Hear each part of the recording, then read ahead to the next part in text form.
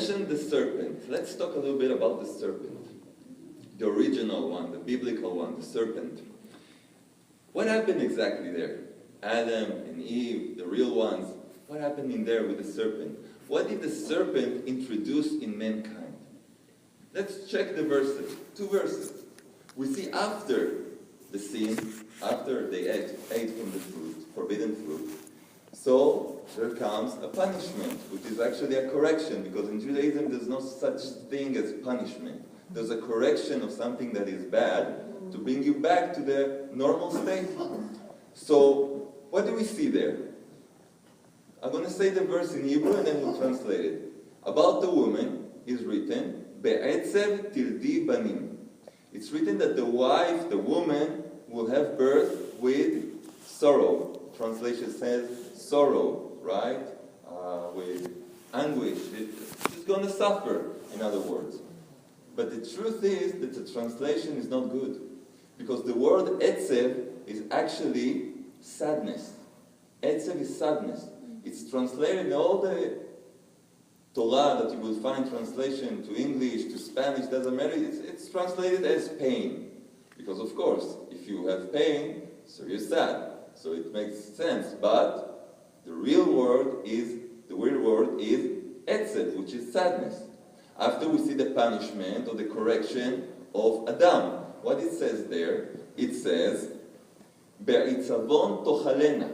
It's talking about that he will have to work very, very hard to get the fruit, the vegetables out of the soil, and he's going to do it with a lot of effort. Again, the word is itzavon, just like etzev. Itzavon is sadness. With sadness, you will eat from the fruit of the soil. So we see that the punishment is actually what? Being sad. That's exactly what the serpent introduced in mankind. Sadness. The natural state of a person is sadness. He's drawn to sadness. That's our reality. And that explains us also why the theme of this trip of ours is starting over. Now we can understand why a person needs to start over, because something went wrong, and we want to understand exactly what went wrong. With this, we start to understand the sadness is this venom, is this thing that takes us to failure. So that's what we need to understand, how to avoid it, and how we can fix after failure. So for that, I would like to share with you a real story. We're talking about stories here, we're having fun. This is a real story you have to hear. There's dryness in the valley, right? All the time I'm thirsty. Sorry, guys. I did a blessing before. Don't suspect me. Anyway, so once upon a time, there was this king, or this emperor, or Caesar, dictator. I practiced all this word. Tyrant. Yeah, let's say Caesar. An evil Caesar. Really a bad guy.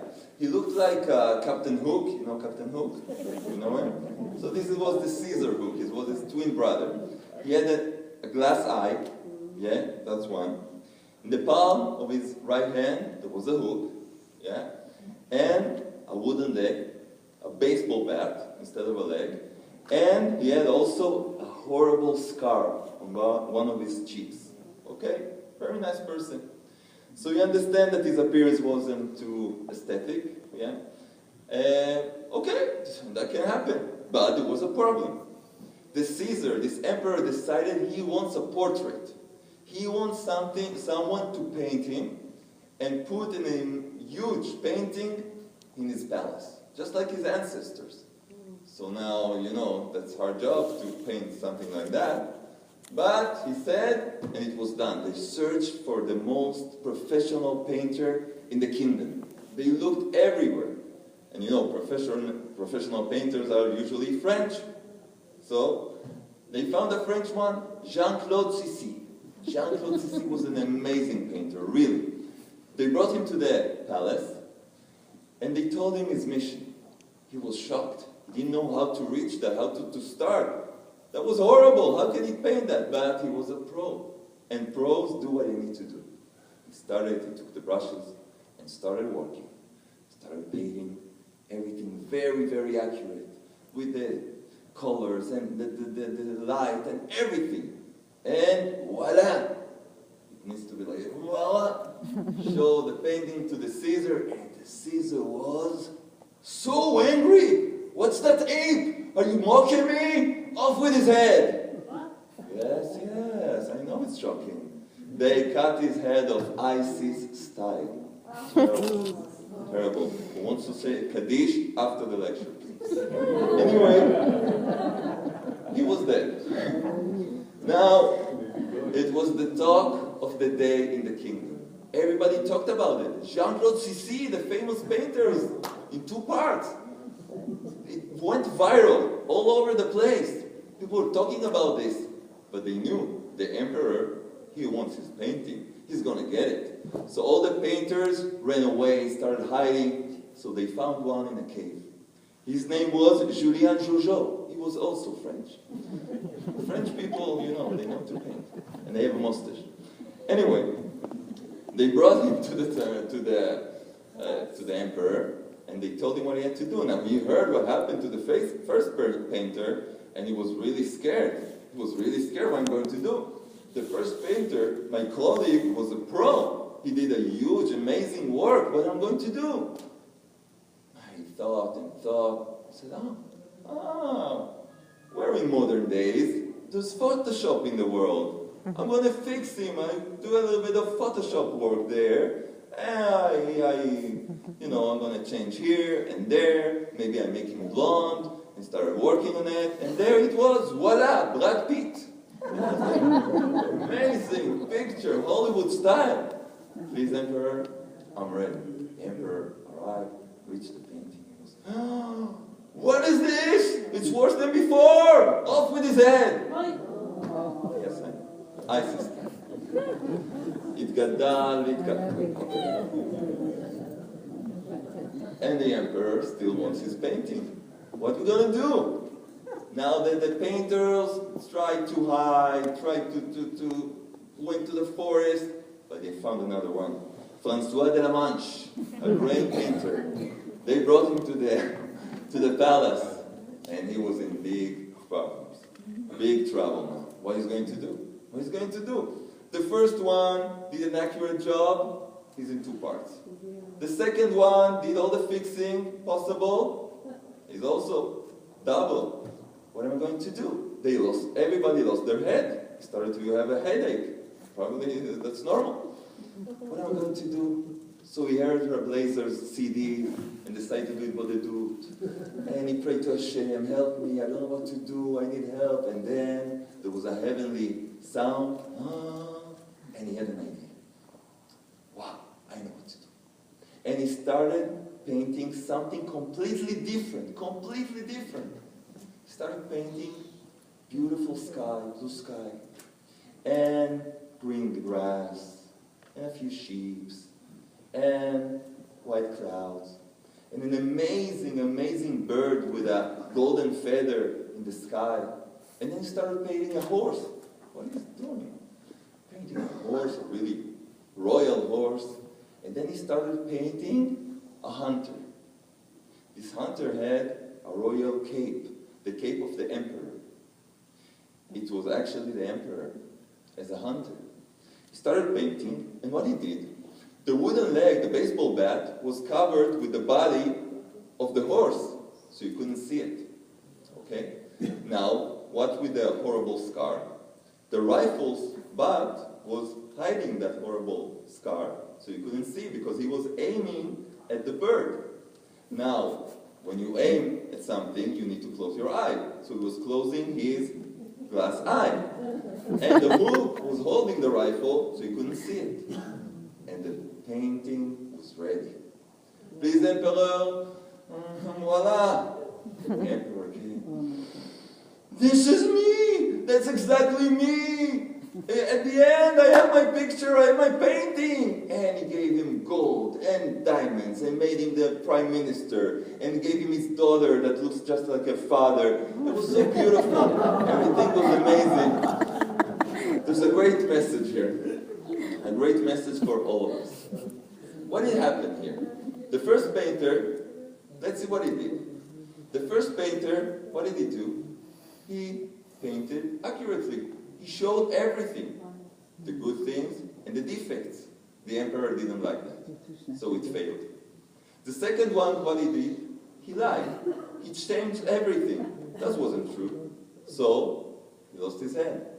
The third one, what did the third one do? He did what Rabbi Nachman of Breslev says. He did exactly this. Rabbi Nachman of Breslev says you need to look for the good points in everybody. You need to look for the good. You need to bring forward the good things, and you need to emphasize on that. Focus on the good, not on the bad. So what he did, he drew the emperor with everything, but you couldn't see the defects, because the beautiful qualities of the emperor, like his hunting skills, they were forward. It was focused on that. And this is something we need to do in everything in life, in our relationship, in our work, in everything. Also with ourselves. For example, with the children. You want your child to arrange his room. Everything, what we call in Hebrew, balagan. Everything is a mess. His room is a mess. So you tell him one time, 2 times. At the end, he starts arranging the room. After half an hour, you go to check the room. Everything's arranged, but there's this little yellow thing, this toy, how you call it? This is today, Minions. You know, it's like, yeah, it's like Bart Simpson with one eye, you know. By the way, Bart Simpson converted to Judaism, now he's Baruch Shimshon. So, just so you know. Anyway, so this little Bart Simpson with one eye is in the middle there. All the room is arranged, and that Bart Simpson is there, and you're like, well, I told you to arrange your room, look what's going on. One little Bart Simpson minion, what's the problem? No, you spot, because that's your nature, that's a serpent bite, you spot what is wrong. The same with your wife, she asks you, I got fat lately, right? And you're like, oh, yeah, you're huge. No, you can't say that. That's like the first painter, you can't tell her that. Also, you can't lie, you can't tell her you look like a broomstick. She knows that's lying. You can tell her you're amazing the way you are. If you feel uncomfortable, we can go jogging, have time together. That's nice. That's nice. Help her. But not that way. Same with the husband. Relax. So, we like to eat. Anyway, that's what we need to do. Focus on the good things. And that's the secret to success. And not only on others, also with ourselves. With ourselves, we all the time blame ourselves. We chase ourselves. I didn't do this right. I need to do this right. I'm like this. I'm like that. Why I'm like this? All the time fighting with ourselves. We're crazy. Fighting with ourselves. I'm this. I'm that. I'm this and that. You can drive yourself crazy with blames. That's not what Hashem wants. Hashem wants you to focus on your good. When you focus on the good, you actually illuminate all the other things. They start to disappear, like in the third painting. When you focus on the good, so that light shines on everything. And it fixes everything. Your relationship, your children, yourself. And that's a secret to start over, to do a new beginning. And just to conclude, let's remind ourselves something with one of the giants of Israel, which is Rabbi Akiva. Everybody knows Rabbi Akiva, right? Rabbi Akiva, you know the story, not going to tell the entire story. From a very simple peasant that hated Talmidei Chachamim, hated the sages, he became Rabbi Akiva. He sacrificed his life to learn Torah. His wife sacrificed her life so he can learn Torah. And he came back home with 24,000 students. 24,000 students! But they all died in about 30 days. In a plague that happened, because of the reason that it happened, you can read about it, Sfirat HaOmer. In a little bit more than 30 days, 33 days, they were all dead. 24,000 students. What a normal person would do, will take a Valium, go into bed and say, I'm going to sleep a little bit now for like 200 years. I'm just going to have a little nap of 1,000 years. That's normal. That's a normal thing to do. No. The Gemara tells us he went to the south and started over. And had 5 new students. 5 new students? What's 5 new students compared to 24,000? Really, go to sleep, that's better. No. 5 new students. And you know who those students were? just mentioning two of them. Rabbi Shimon Bar Yochai, Rabbi Meir Baal HaNes, just two of them. All of them holy and tzaddikim. All the Torah that we have today, Rabbi Shimon, Rabbi Meir, wow. He started over. He saved us with him carrying on and believing in this secret that if you believe you can ruin, believe also that you can fix. And that's the secret of Rabbi Nachman when he's saying this. He's saying, you have a natural trait, you have this natural urge to see the bad, no problem. Why didn't Rabbi Nachman say, believe you can fix? That's enough, believe you can fix. No, he says, if you believe you can ruin, believe you can rectify. Just say, believe you can rectify, that's enough. You don't need to waste so much ink, right? No, he says, if you believe you can ruin, believe you can fix. Because we believe we can ruin. That's so natural for us. So, in the same amount of importance you give the bad, start working on giving the same amount. I don't tell you more. The same amount, at least, to seeing the good. Work on it. Find the positive points in yourself, in others. You will have a beautiful, amazing life. You will have success. You will have everything you need. Because this is the right way. This is the way Hashem wants us to live. This is the right way. And that's exactly what we're doing here today. We came to learn that. And we're going to give now the honor to Rabbi Lazer Brody to teach us how to do it. So, without further ado, please, welcome.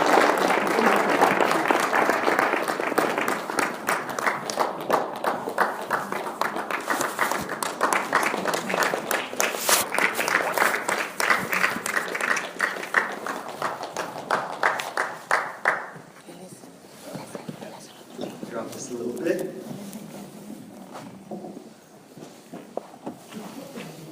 With Hashem's loving grace, I thank Hashem for the privilege of being here in the valley with our beloved friends, beloved brothers and sisters here in the valley of Hashem.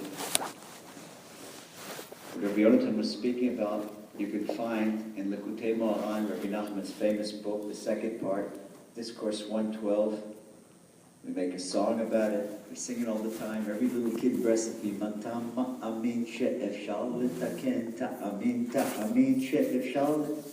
If you believe that you get ruined, believe you get fixed. Matam amin she'efshar lekalken. Ta'amin she'efshar letaken. Rabbi David told a story. He said there's some stories that could happen and some stories that did happen. I'm going to tell you a story that did happen. It's a real story, and by now, everybody knows, everybody at least in Breslov knows this story, and people outside know the story, but they don't know exactly where it came from. This year, in Rosh Hashanah in Uman, Ben Porat Yosef, there were 60,000 people. And it's been going up very much. 18 years ago, in 1998, there weren't so many people in Rosh Hashanah. There were, 1998, maybe there was 8,000, 9,000. It was already getting big. They built a new mikveh that today looks like it's tiny. But they built a new mikveh, and it was Erev Rosh Hashanah. It was 2:30 in the morning. 2:30 in the morning, people that were at the mikveh, Slichot were 3:20. Most of them, the mikveh got crowded at 3 o'clock. But 2:20, 2:30, I figured I'd get up early and went to the mikveh. And I was in the mikveh and was already very big, and there was only 2 other people there. There was one young man, Rabbi Nachman, he attracts people from all over the world. One young man who was born in Tel Aviv, and he grew up in a kind of funky Tel Aviv society that imitates Greenwich Village in New York or somewhere in San Francisco. And when he was growing up in high school, his hair was painted purple, and they had tattoos covered. Yonatan was talking about French artists. He had it's like San Francisco artists. His body was a whole thing of art from head to toe. And he went head to toe, and he goes in the mikvah. And there was one other guy in the mikvah, an older Jew from Mea Shearim, with long peyot and a long beard. And they didn't know. And there was Lazer that was on the side getting this. And here are these 2 guys in the mikvah. So I hear a conversation, I'm getting dressed, about to go into the mikvah, and they don't know I'm there. They're talking between them, and older man from Mea Shearim, the Chassid, he looks at this guy.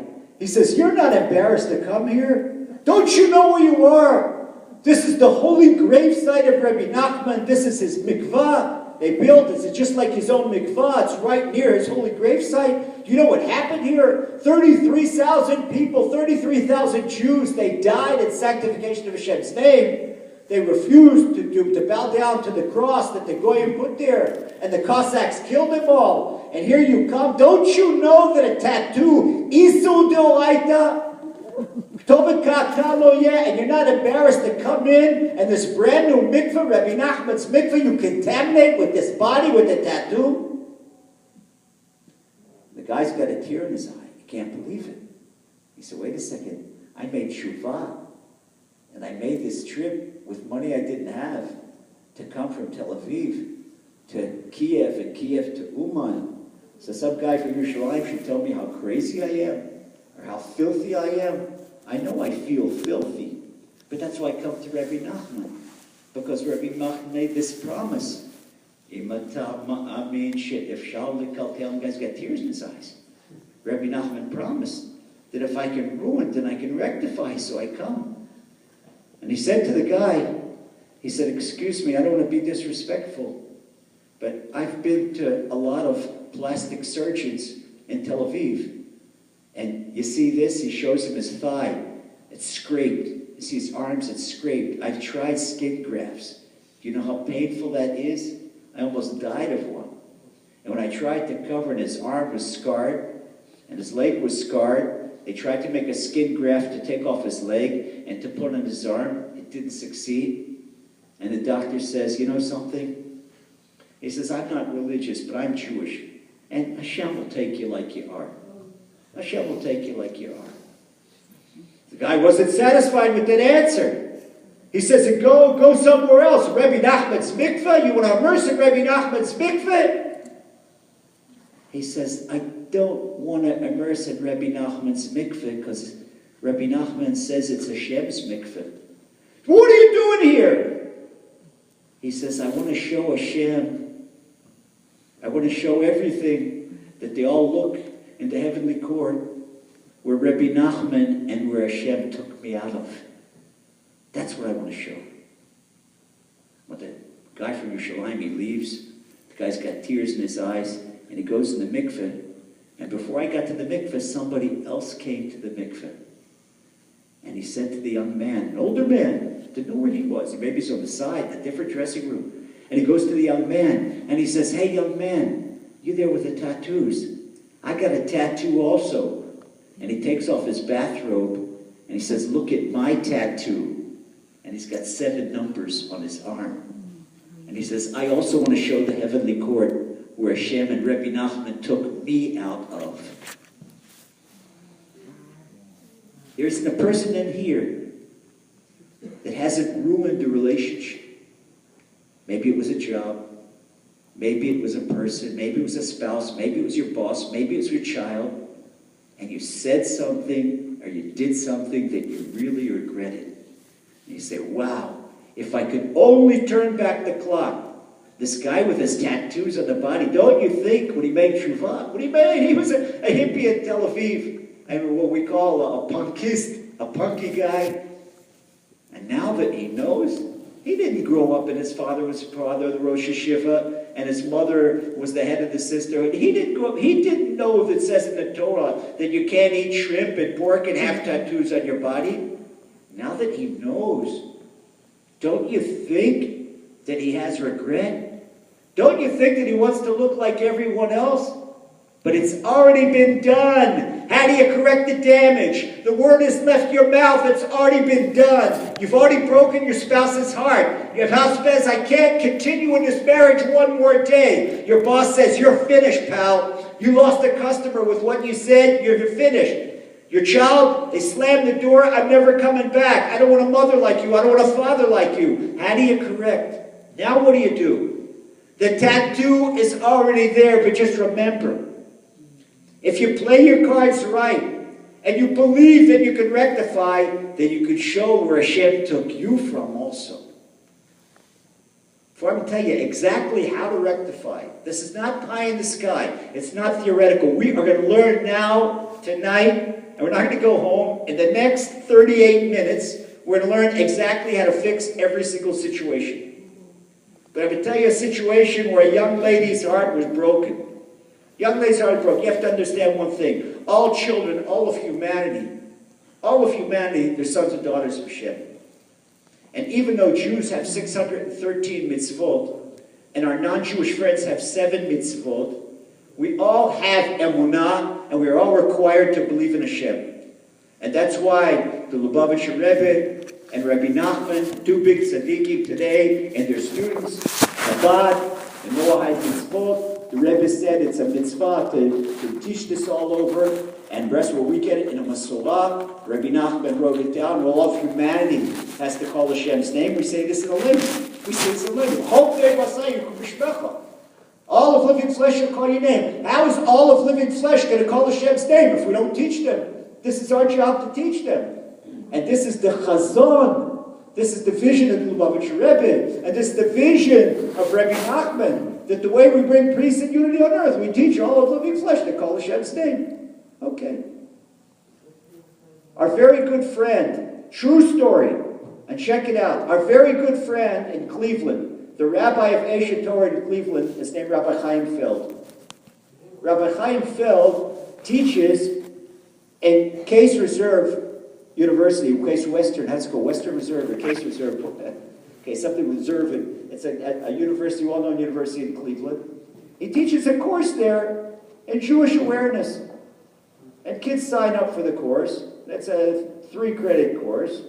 And some are Jews, some are not. Most of them are Jews. And most of the Jews that come from homes that they never knew anything about Jewish. Okay, so no, I'm born in Jewish parents. Learn something about Jewish awareness.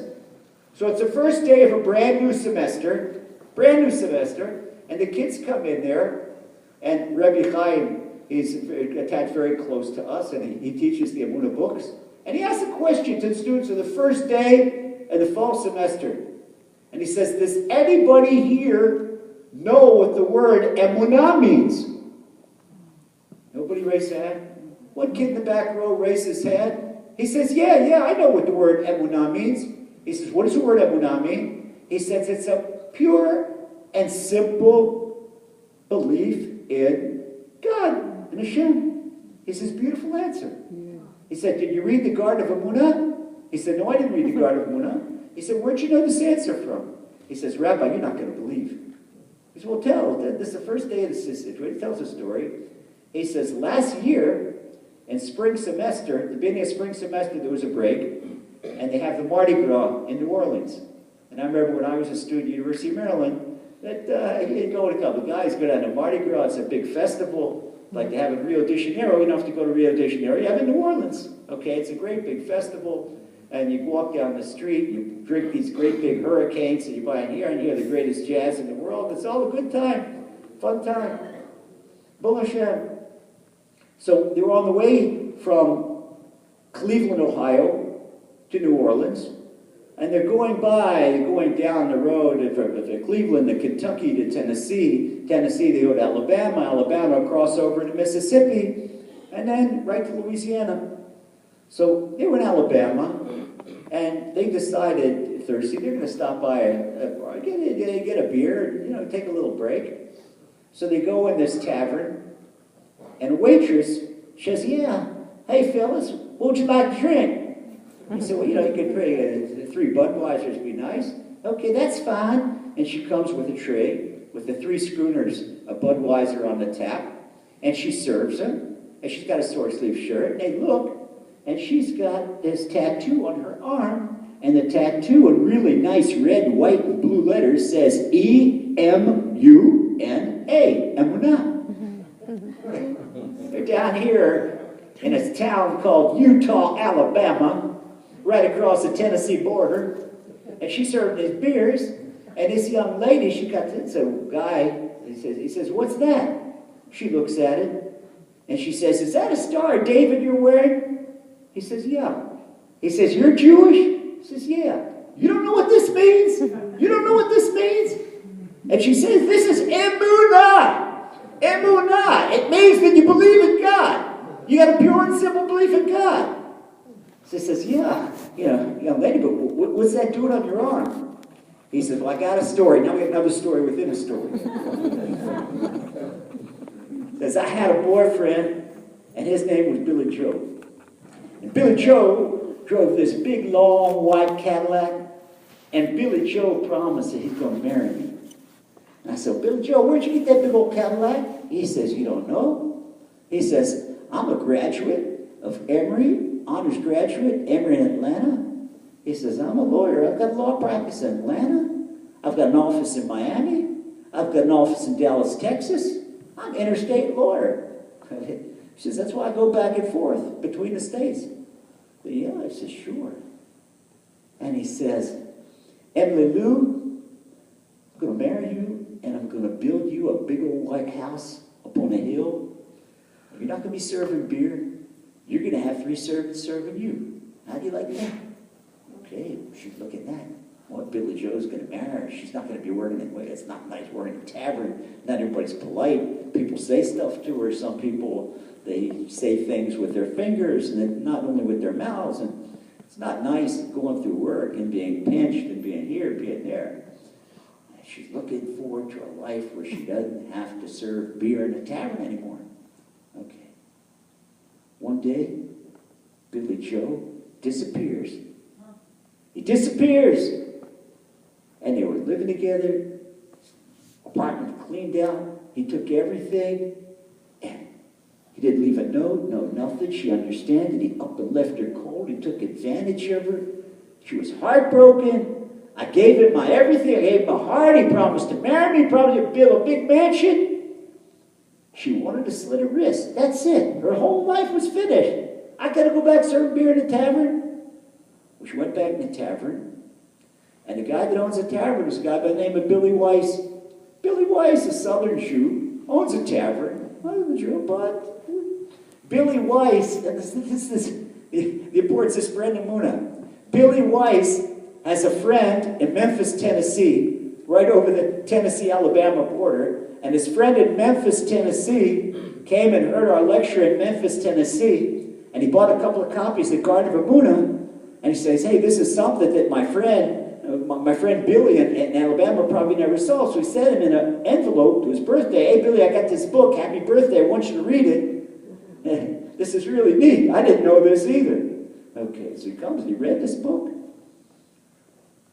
So Emily Lou comes to work, and she's crying. She says, the boss, I can't see what happened. He told her what happened. And she says, I don't know. I thought I wouldn't come to work. I can't keep on going. I can't keep on going. I can't go back to doing this. Says, Billy, you're a nice boss, but you sure ain't no white mansion on a hill. And he left, and she's crying. And he says to her, listen, Emily Lou, I got this book here. My friend sent me from Memphis. I want you to read this book. I want you to read this book. And this is going to console you. So she takes home the book, and she reads it. And she reads the first chapter, that everything comes from God. First chapter of the Garden.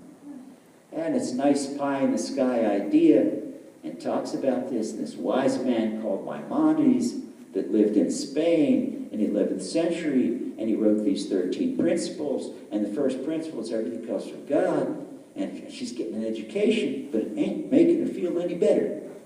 Now she goes over to the second chapter, and she reads this story about what the Jews call the Talmud, and they had a wise man, as his name was Nachum Ish Gamzu, and Nachum Ish Gamzu, that means this too, Gamzu, this too, and he would say, this too is for the good, this too is for the good, everything in his life, this too is for the good.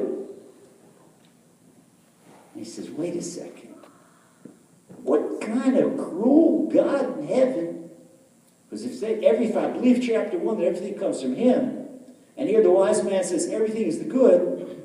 What in the world is good that I'm not going to have a husband, and I'm not going to have a big old white mansion, and I'm not going to have servants, and I got to go back the next day to this tavern and for $8.50 an hour and a few tips to serve beer? What is good about that? And she was angry. And she yelled up. Chapter 2 made her angry. And she says, Lord in heaven, if you're there, what in the heck is good about what you did to me? What's good about it? How can that be fixed? What's it? My heart is broken. And she went on to chapter 3. And chapter 3 says everything is for a purpose. Sometimes a person needs an operation because something inside his body is not proper. And then when the surgeon opens up and he sees what's wrong, and then he sews it back up, takes out whatever's wrong, takes out that infected appendix, and appendicitis, and sews the body back up, and the body's better than before. And she looks up again and she's crying and she's arguing with the heavens. This young lady, Nanjaj, she's talking, she's in full, what we call in Buladun, she's in complete personal prayer now. Okay, she's arguing. Says, good Lord, I'm in open heart surgery. You open up my chest, I'm bleeding, I don't know what you're taking out. But guess what? You think Hashem doesn't hear the prayers of a barmaid in Utah, Alabama? Utah spelled E-U-T-A-W, not like U-T-A-H. There's a town called Utah, Alabama. Google it. Hashem hears the prayers of a barmaid in Utah, Alabama. What about an upright Jewish mother that raises her kids in Talat in Los Angeles? He doesn't only hear every single prayer, every single word you don't say, every single thought. Hashem is right there with you. Well, the young lady got up the next morning and she got a phone call from her girlfriend. Hey, Emily Lou, did you see the Birmingham Gazette this morning? No. Your boyfriend's on the front cover newspaper. What? So runs over to girlfriend with the newspaper, and here it is, the boyfriend, Billy Joe. And then Billy Joe got caught with 15 kilograms of uncut pure heroin in the back of his car, $12 million worth of this. Billy Joe is going up the river for a long time. And she looks, and she starts talking, and she's crying, and she's laughing. The good Lord, this is true. That book I saw, it's true. It came from you, and it's all for the best. If I were to marry him, and then to be with no husband and no money and a convict in jail for 12 years, it really is for the best. So she went right downtown, and she went to the tattoo, and she said to the tattoo guy, you put on my arm, E-M-U-N-A, Emuna. And the young boy in university said to his teacher, Rabbi Chaim Feld, and that's how I know what the word Emuna means. This is the key. Can you imagine what Hashem does? Look what Hashem does for a young guy, a Jewish guy, who grew up in a non-religious home, takes him all the way down to the south, to Alabama, takes this young lady and puts her on a whole odyssey with a boyfriend who puts on, he's a lawyer, but he's really a drug pusher. And until she goes through what she does, and meanwhile, the Garden of Emuna is floating around. It's floating around to Memphis, from Memphis to a bar in Alabama, to a bar in Alabama to a barmaid, so the Jewish boy from Cleveland could come down there and learn what the word Emunah means. Yishtabach Shmo La'ad. Mi Ke'alpa Yisrael, mi kamocha bo'elim Hashem. You hear something like that. Wow, Hashem, you are great. Look at the choreography Hashem does in the world. So now we come back here to L.A. Do you think possible that there's something you're really messed up in your life, a tattoo that you put on your neshama that you think you can never erase it? Hashem is going to make it all turn out for the good. That tattoo that you think you can't erase is going to turn out to be a Lenoir or a Rembrandt on your neshama, and I'll prove it to you. Now let's go back to the laws that Emily Lou learned in the book, The Garden of Emuna. And I bring this right here, and if anyone hasn't read the Garden of Emuna, read it. But for first aid, I'm going to give you a master key to solve any solution. And we're going to see Baruch Hashem right here in Los Angeles. Last year we came here to Los Angeles, and there were couples here in Los Angeles that's it. They came here, their marriage was finished, finito. That's it, nothing. No more hope. No more hope. Situations where the wife never wanted to see the husband again, with a husband. He's out of the house, and it's finished. And they came to me, and Lazer's got a smile on his face. He said, Rabbi, don't you feel our pain? The guy says to me individually, the husband and the wife, and I got a smile on the face because I got a promise from my Rabbi, Rabbi Nachman, that comes by way to me from my beloved teacher and mentor of Shalom. And we also sing a song, very simple. We sing songs and we go around and we remember mantras. Ein shum yeush ba'olam, Amar Rabbi Nachman, כי בכל מקום שנפלת לשם, נמצא איתך השם יתברך. Oh, because I can say this words translated, there's no despair in the world. Taught us Rabbi Nachman, because it doesn't matter wherever how deep you fell, Hashem is right there with you. Oh, you can have a smile on your face, because Hashem is right there with you. You know what King David is? People talk about the kid, OCD. Oh, Rabbi, the psychiatrist, the psychotherapist told me my child had OCD. I said, Mazel Tov. What do you mean, Mazel Tov? Rabbi, you don't have a heart. You don't have sympathy. Hey, do you know who had OCD? Mashiach had OCD. King David. I'll prove it to you. Psalm 139. Psalm 139. Open up 139. This is King David's Ibudu. He says, Imisat Shemayim Shabbaton. Hashem, when I'm on a high, David in the high with diamonds. Okay? King David says when he's up on a high, and he's way up there, he sees Hashem. Oh man, you think I'm on the high all the time? King David said, Imatzi Ashol, when I fall down and I'm lower than Gehenna. Rabbi Shimon Bar Yochai writes in the Zohar, there are 7 departments of purgatory. The lowest one is Sheol, that's the bottom, rock bottom. King David says, when I fall rock bottom, he knows what it is rock bottom. Nobody had a life like King David. His father-in-law wanted to kill him. His sons wanted to kill him. His own father-in-law thought he was an illegitimate child. When he was 3 years old, threw him out to the desert to a bear and a lion would eat him. That's why King David killed the bear and a lion. He was a shepherd, and he had his ugatka, his slingshot, and he had no choice.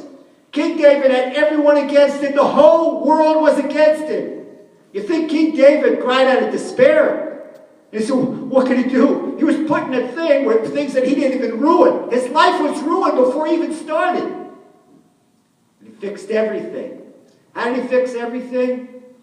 King David had in his head and his heart the garden of Emuna that later came down by way of Rabbi Nachman, my beloved teacher of Shalom, brought this knowledge from the upper world down here for us to learn how we could fix things. And we're going to learn how to apply this. King David says, when I'm up so high, I see Hashem. And when I'm down so low, Hashem is right there with me.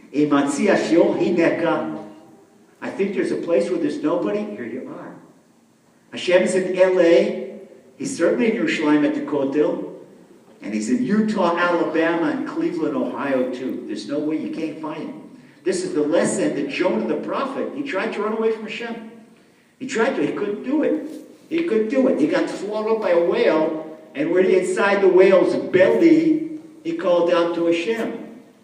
Shivati Hashem, he calls out, Mimamakim. King David, right, from the bottom of the depths, I call out to you. What's the bottom of the depths? Inside the whale's kishkis. Can you imagine 3 days in there? It wasn't a Charlie the Tuna commercial. It was down in the belly of a whale. Hashem is everywhere. So no matter how low you think you are, and no matter what situation you think it can't be solved, it's right there. All right, now we're going to solve it. Now, our neshamas, we're solved up, we're ready, we know we can solve it. Because how are we going to solve it? And we tie everything together. What we learned in the Garden of Emuna, and if you haven't learned the Garden of Emuna, read the Garden of Emuna. And after you go on to that, graduate to the Garden of Peace, if you're a man, and Woman's Wisdom. And then read the Garden of Gratitude. And you read those 3 books, for a starter, you're going to have a happy life. I don't suggest, I promise you. 3 books that everyone has to read. Required reading for the Neshama. Garden of Emuna, Garden of Gratitude for everyone. For a man, the Garden of Peace. And for a woman, a woman's wisdom. Because if you don't read those books, you don't yet know what marriage is. And when you go up in Shemayim, you have complaints about your wife, complaints about your husband, and Hashem will say, why didn't you read those books? Why didn't you read those books? Hey, you said, hey, the Lazer and the boys came for your Shalom. They want to make money for the books. No. We don't want to make money. We don't make a cent on the books. Everything, the books would go down printing more books.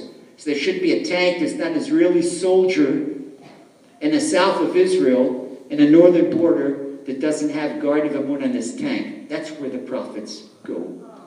To make every single soldier in the Israeli army have Garden. So we're all soldiers against the evil inclination. We need this in our own home. We need this in our home.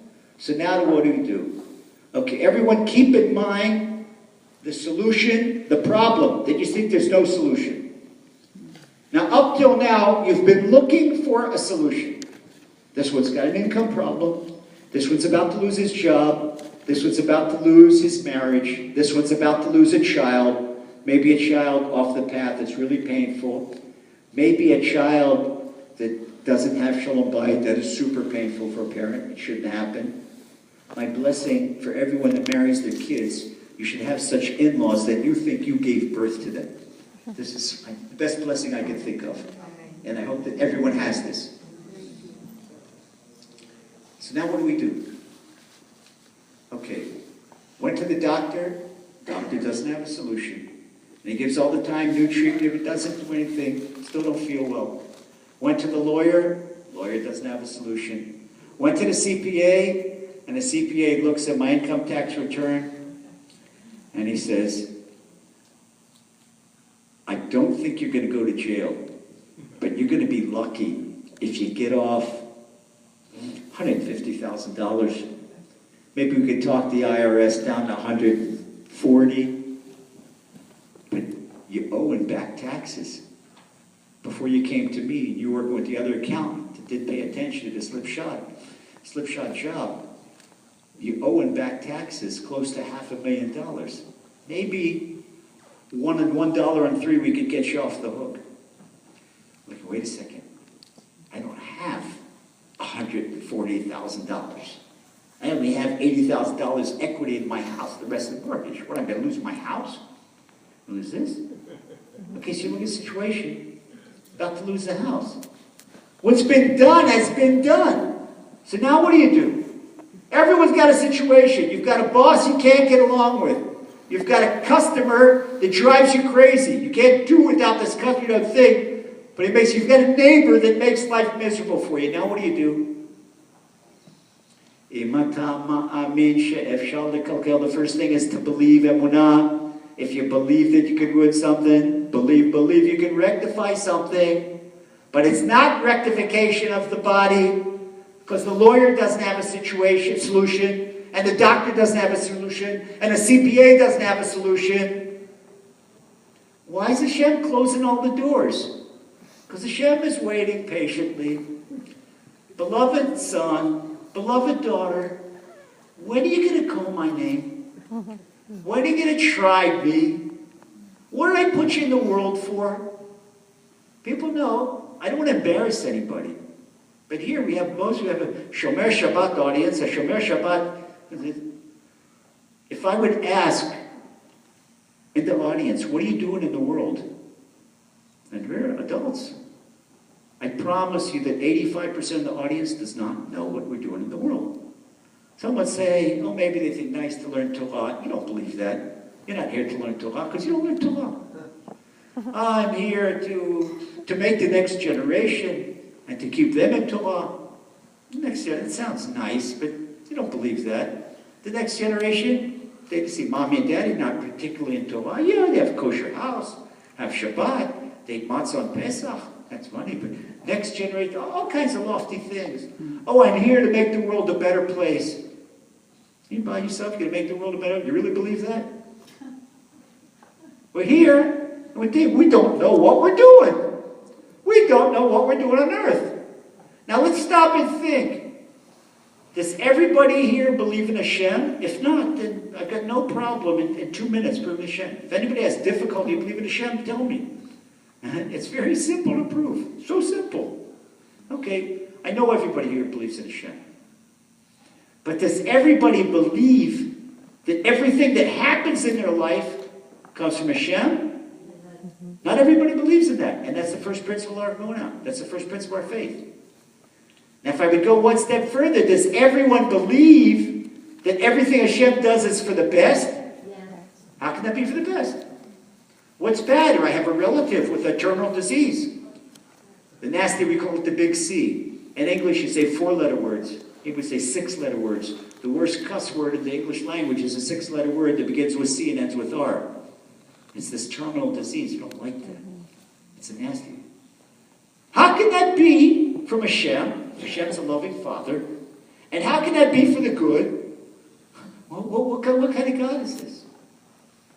In order to understand what we're doing on earth and to understand why we have a problem and how to solve it, then if we ruin something to rectify, we have to know first what we're doing here. When you're in Japan and you can't read the road signs, first of all, you have to know, if you open up an English-Arabic dictionary, it's not going to help you get around Tokyo. You have to open up an English-Japanese dictionary. And look, what's this? This is a sign, go right. How do you say go right in Japanese? Yamaha huko, okay? And go left, Yamahita. Yamahuku and Yamahita. But you can't go in Arabic. It's not going to get you anywhere. So if you want to understand what Hashem's doing, we have to understand the road signs. And the road signs are the variables in our life, the stimuli in our life that Hashem is sending us, and we don't understand. But I'll take you to the very end and one thing, and then Kvod Rav will continue and explain to you in his drashot what we're doing here. The entire purpose of our being on earth is to get close to Hashem. People are, Lazer, you're a nincompoop. I thank you. I appreciate it. People call me worse. What do you mean? Try to get close to Hashem. If somebody's smart and learns a little bit of Zohar, a little bit of Kabbalah, says, wait, the soul comes from under the Kisei HaKavod, under the heavenly throne. The soul was close to Hashem before it came down here. So if the purpose of the world is to get close to Hashem, why does Hashem take the soul and throw it all the way down here to this earth? And this earth is the furthest place in the world away from Hashem. Everything is closer to Hashem. So if Hashem wants to be close, then Hashem was already there. So why does Hashem do that? The neshama cannot appreciate its status of being close to Hashem if it never learned Emuna. Because if you're in the next world, and they have what's called the pleasures of the next world, without Emuna, you can't understand. Can you imagine someone gives you a $500 ticket to the Philadelphia Philharmonic, and you're front row, but you never heard classical music. You don't appreciate the 16-part harmony. You're not sitting there. You know, maybe you come from Hawaii and you hear some lady with a hula hoop playing a ukulele. This is all the music you know. So what's going to do? Or somebody, you come from, like where Yonatan's parents come from, Argentina! And you have the Mundial. You think American football is popular? American football is only in America and Canada. But what we call soccer, and in South America they say football in Espanol. Okay, you see, the World Championship, Argentina against Brazil.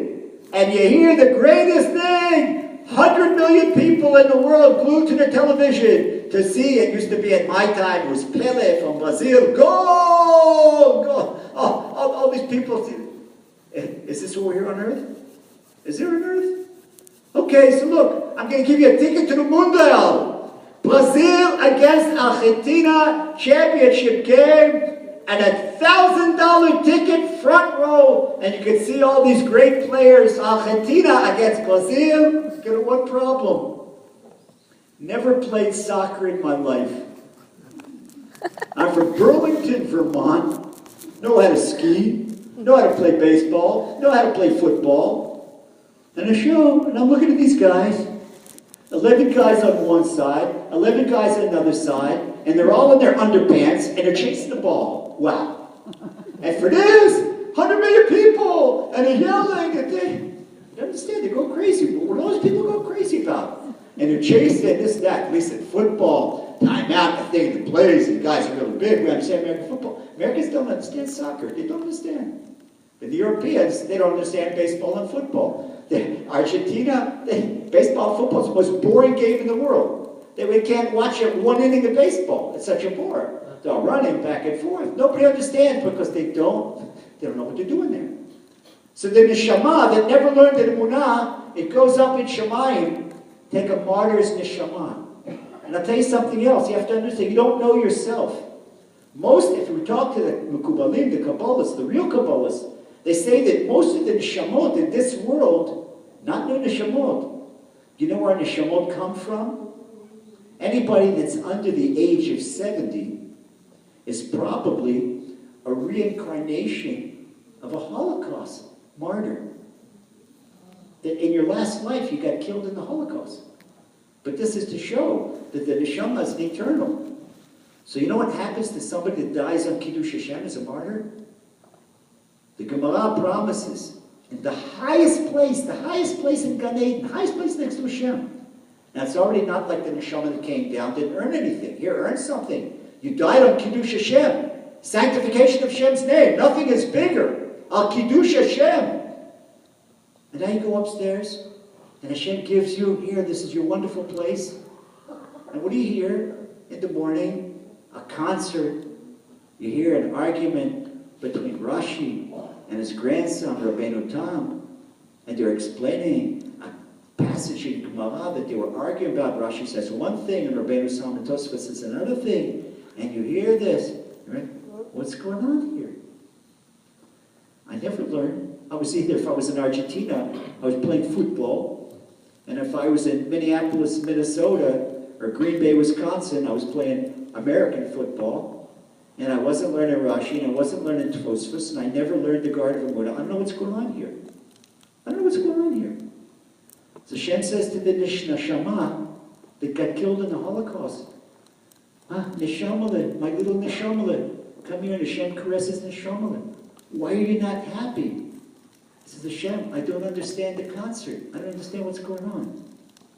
So Hashem says, I'm going to send you down one more time to earth. And I'm going to teach you one thing. I'm going to teach you Emuna. And it's going to be difficult. But the next time you come, you're going to love this place. Because you understand me, and you're going to be close to me.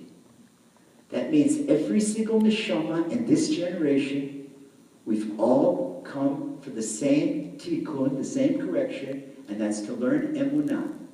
Now Hashem knows that this neshama, she can only learn Emuna if she's got a lousy husband. And this neshama, he can only learn Emuna if he's got a terrible boss. And this neshama, he can only learn Emuna if he got a problematic kid. What we think is the worst problem in the world is the best thing in the world. But when is the best and when do we solve the problem? Now we apply our eyes of Emunah. We don't look with eyes of the body, with material eyes, now spiritual eyes. Consider your problem now. Consider your problem. Let's work our way through the problem. Everyone tell themselves the problem. You need to exercise how to work your way through the problem. You have a problem that you don't think you could solve. All right. And you're blaming yourself. How did I get myself in this situation? How was I so stupid to say something so stupid to my wife's parents, to my husband's parents? How am I ever going to correct it? And you say something and don't forget it for the next 55 years.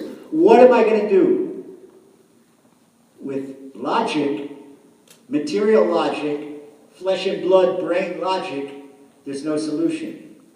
Now I'm going to disengage from that, and I'm going to remember principle of Emuna number 1. Everything comes from Hashem. Right now, we're going to kill the worst evil inclination that made me feel good. Because the number 1 worst evil inclination in the world, if I would ask you, you know what you would tell me? Yeah, maybe, you know. No, that's not the worst evil inclination. That's number 2. Number one, worst evil inclination, when I tell you this, you're going to be surprised and you're going to say, yeah, that's right. When you look in the mirror and you say, I'm not good enough. When you look and say, how come I'm not the head rabbi of the city, of the country? How come I haven't made $1 million? How come I'm not beautiful? How come I'm not such a good cook like the neighbor? How come my house isn't so gorgeous? How come my kids aren't as good as her? You know what it's saying when I'm not good enough? Self-persecution. This is the worst evil inclination. When you think that you're not good enough, and I have a surprise for you, beloved brothers and sisters. Every one of you is perfect. How can you say that? Only Hashem is perfect. What do we mean by perfect? You are perfect in order to do your job on earth. Hashem gave you everything you need to do your job on earth. And to look in the mirror and say, I'm not perfect, means that the Creator's not perfect. And that's heresy. We can't say that. That's kfirah. Hashem made everyone perfect to do a job. That means that you now have the capability to solve your problem. But you can't do it unless you look at Hashem. And remember that your problem came from Hashem. It is not your fault. Because the Rambam says it's not your fault. The Rambam says that He alone, Hashem, does and will do. It's not you, beloved brother Moshe, and it's not you, beloved sister Sarah. You didn't mess up. Hashem put you in that situation. Yeah, it's Hashem's fault. Why did Hashem do it? So you get close to Him. Because if you didn't have the problem, if you had all the money in the world, and all the health in the world, and perfect kids, you'd be so far away from Hashem. The might of my right hand. No, that's not what Hashem wants. Because the arrogant person and Hashem can't be in the same world. Hashem wants humility. So He gives you a problem. Where now I can't solve the problem. Not the lawyer, not the school psychologist, and not the doctor, and not the CPA. Only Hashem. And this is what Hashem wants. So now finally, we come down and we turn to Hashem, and Hashem says, this, my beloved son and daughter, is what I've been waiting for. So now that you're come to me, this is the beginning of the solution. And now we remember the second chapter of the Garden of Emuna. Principle number one, we apply to a problem. Everything is from Hashem. So now we feel better about ourselves. It's not my fault. And I'm telling you, there is no way, husband, you yell at your wife because she bumped up the fender of the new car. There was no way she couldn't. Hashem made her do it. Why did Hashem make her do it? Because you were worshiping the new Mercedes. Oh, bowing down to the new Mercedes. Hashem doesn't want you to worship the new Mercedes. Let's not say when you do Mercedes. Now love it with the dent in the fender. She took the new Mercedes. Hashem did it. There was no way in the world that she could avoid the accident. Because Hashem made it happen. So when you look, it's not her. So what are you going to do? You're going to slaughter your wife because she made a little dent in the fender? Because the dent in the fender, her husband makes a dent in her neshama? How can you do that? How can you be so cruel? It's a neshama Hashem gave you. When you take a knife and put it in your child because you put a dent, Daddy, can I borrow the car? I got a date tonight. Oh yeah, you can borrow the car, and he comes home with a dent in the fender. You know, there's a story, true story. Took his father's new Audi and put a dent in the fender, and he says, Dad's going to kill me. He couldn't come home. The young boy OD'd because he's afraid to face his father because he put a dent in his father's car. And it's the exact same story in the Gemara tractate Sofrim, a little boy in Bnei Brak, that he broke something in the home, and he went and he jumped in a hole and committed suicide, little boy, because he was afraid of his father's anger. Anger means I don't believe in Hashem. And anger, like we said this afternoon, it's treif, it can't be in a Jewish home. So we think the first thing that came from Hashem, it's not my wife, it's not my husband, it's Hashem. Now the second chapter in the Garden of Emuna says that everything is for the best. So what can be good about the dented fender in my new Mercedes? And so I don't worship the car, and I worship Hashem. And now you know what's going to be? That dent in the Mercedes is going to make your marriage better than it ever was. Because your wife, she's now shaking like a leaf. He's going to kill me. I put a dent in the fender. You plug in your problem. And you're going to look at her, and you're, sweetheart, you think that car that cost $200,000, it means anything to me? You're worth to me $200 trillion. What? You now have a chance to show your wife that you love her more than anything on earth, and certainly more than a piece of metal. And she was so scared of your reaction, but meanwhile, under the table, you've been learning the Garden of Emuna. And if you're really smart, you've been learning the Garden of Peace. You have a good life. So now, because of that little bit of Emuna, and the relief she has, I thought he was going to kill me. Said he kills me, he says, sweetheart, I'm afraid that you probably went through some worries. We're going to go to the best restaurant tonight. What? He's taking me out? He hasn't taken me out 2 months since our anniversary. Yeah, we're going out tonight. Wow, what a husband. She says, wow. And your relationship now goes to somewhere where it's never been. Why? Because of the debt, Nicole. Because you look at that problem through eyes of Emuna. And it could be a dent in your body. Read the Garden of Gratitude. Person comes home with the doctor, and the doctor says, I'm sorry, sir. Go have a good time. True story that we've seen time and again. I can give you names and addresses of people all over the United States we've been, in towns all over the United States, where the doctor sent them home. Forget about the chemo. You've only got 8 weeks to live anyway. Have a good time. Why do you have the headaches from the chemo and lose your hair and this? Have a good time and write a will and, put the grandchildren on your lap and you're going bye-bye anyway. I said, wait a second, this comes from Hashem. This is a wake-up call from Hashem. The person looks at it right. If he listens to the doctor, he's in big trouble. Mr. Doctor, do you give out life and death? My Gemara in Tractate Pesachim says that Hashem has the 3 keys. Life and death, Parnasa, and soulmate. Hashem has those keys, nobody else. So how's the doctor have the nerve to say 8 weeks to live? You got a guy, my own cousin in Miami, we were in the car, Yosef and I were in the United States, we were in Chicago and Miami right before Rosh Hashanah, and we were in Miami. I got a call from my mother. Your cousin Alan, he's in the oncology ward, and the situation is bad, and the doctor says he's got 10 days to live. That was the 15th of Elul, and where are we now? We're in Kislev. Okay? The doctors told him he got 15 days to 7 years ago, but he made tshuva and he started reading Emuna books. Well, in 15 days to live back there, that means Rosh Hashanah had been finished, but he's already been through Tishrei and Cheshvan, already 2 months, and he's still, same thing. I said, hold on, you're going to be around, just hold on to Emuna. Alan, hold on to Emuna.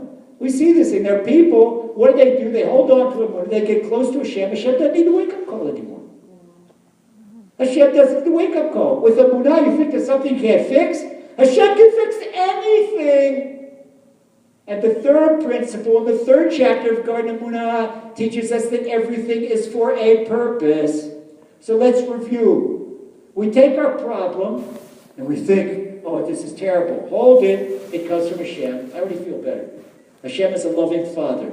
It means that no matter what He does, it doesn't matter whether I understand or don't understand, it's all for the best. Principle number 2, it's all for the best. So no matter how black things look, it's going to be good. I think it's all for a purpose. Why do we have the problem? Because Hashem knows this is the only way we can get close to Him. So now, once we get a book called The Garden of Emuna, and or a book called The Garden of Gratitude, and a book called Woman's Wisdom, or The Garden of Peace, and we see what marriage is all about, and we see what life is all about, and see what getting close to Hashem is all about, and we get it close to Hashem on our own accord, Hashem takes the problem away. The problem that you never thought you could fix, boom, it's not there anymore. All of a sudden your mother-in-law wants to forgive you. All of a sudden your boss, he turns completely around and he says, you know something? Yesterday he was going to fire you. Today, you're the best salesman I ever had. Who turned their heart around? Hashem did. You know why? Because you got close to Hashem. It's not logical, but Emuna is above logic. Logic says there's no solution. You can never fix it. Emuna says everything you can fix. Everything. We remember these 3 principles. Everything is from Hashem, and everything is for the good, and it's all for a purpose. And apply this in our lives to the problem. We can't think, wait and see the solution you get. Those that need good health, B'ezrat Hashem, they get great health. Those that need their soulmates, they get their soulmates. Those that need a good income, you get a good income. Those that need whatever salvation they will, wait till you see not only your own salvation, but the salvation of all of Klal Yisrael, Mashiach, and our Beit HaMikdash that we all see together speedily our days. Amen.